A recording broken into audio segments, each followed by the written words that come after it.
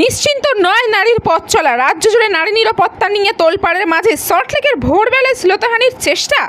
রাজ্যের নারী সুরক্ষা নিয়ে রাজনৈতিক উত্তেজনার মধ্যে ফের চাঞ্চল্যকর ঘটনা ঘটল সল্টলেকে।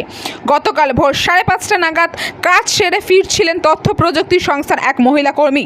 গন্তব্য ছিল সল্টলেকের এফডি ব্লকের ভাড়া বাড়ি। ঠিক সেই সময় পেছন থেকে এক যুবক বাইকে করে তাকে অনুসরণ করে এবং পৌর ভবনের পাশের একটি নির্জন গলিতে জাপটে ধরে শ্লীলতাহানির চেষ্টা করে।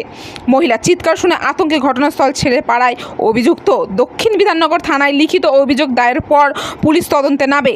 সিসিটিভি ফুটেজে অভিযুক্তর বাইকের নম্বর স্পষ্ট না হলেও বাইকে দুটি বড় ব্যাগ রাখা ছিল। সেই সূত্রে পুলিশ অনুমান করেন অভিযুক্ত কোনো পণ্য সামগ্রী সরবরাহ করতে এসেছিল।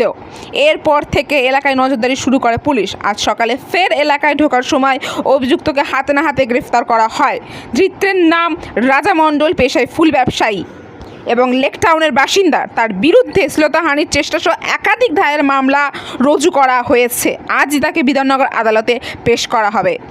বিধাননগর থেকে ক্যামেরায় পলাশ, আমি রিঙ্কি, নিউজ কলকাতা 24।